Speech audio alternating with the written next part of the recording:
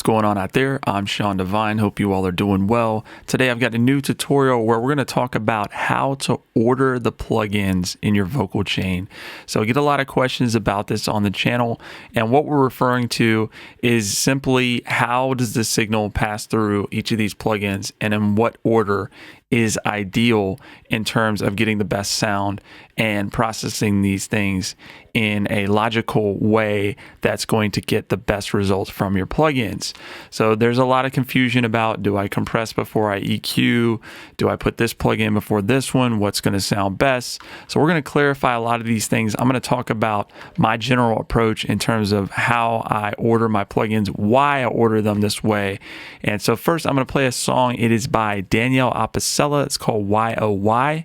And if you want to refer to the order of the plugins and the vocal chain that I have on this particular vocal, you can look over here and see the plugins, and then you can see the way that this is going through each of these.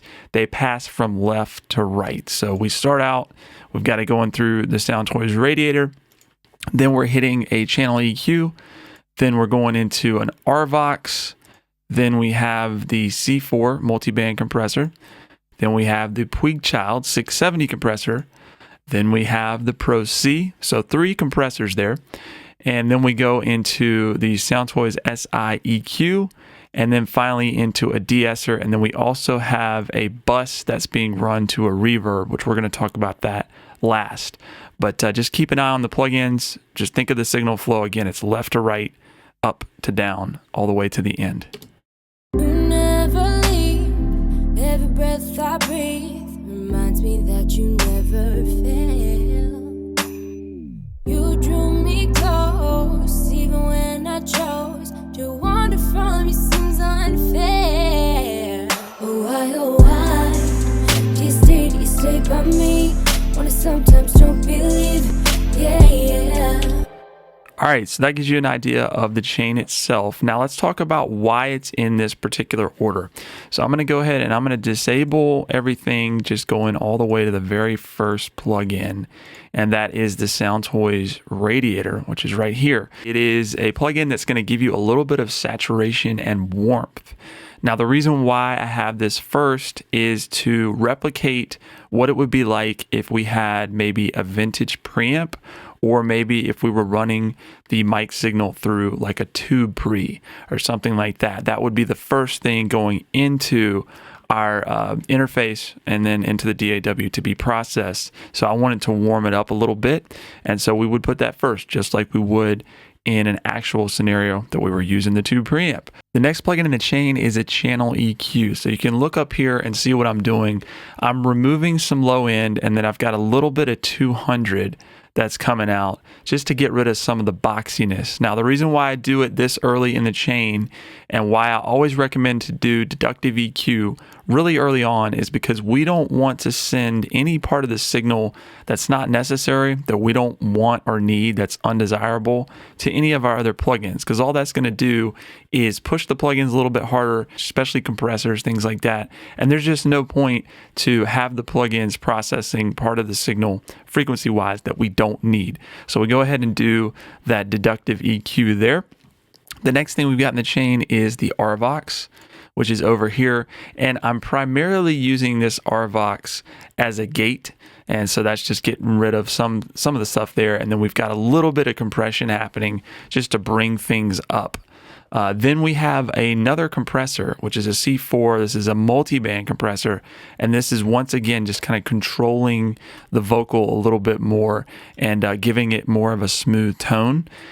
Then we have another compressor, which is the Puig 670. And this is just barely touching the vocal to give it a little bit of a vintage sort of tone. This Puig, modeled after the Fairchild, has a certain sort of sound to it.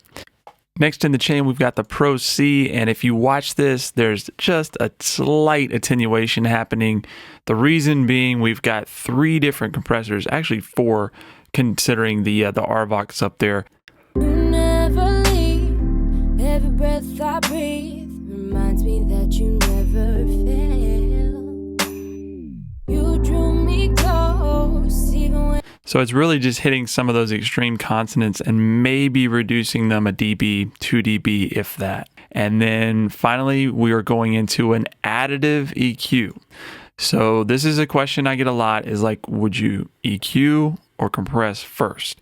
Now, the reason why I compress first, unless we're talking about multiband compression, typical compression is going through the dynamics and the level of the signal. So we want to go ahead and process that first. Now, once we get that down, then we can EQ it, because if you EQ it before that, especially when you're doing heavy boosts like I'm doing here in the high end, that EQ can actually greatly affect the way the compressor responds to the signal. So we don't want to do that at this point. We just want to get everything sitting the way we need it to. And then we're going to do the additive EQ with the SI EQ. So I've got that here, pretty heavy high boost.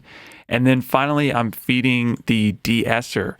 Now, once again, questions about why I would EQ first, additive EQ, and run it into a de-esser.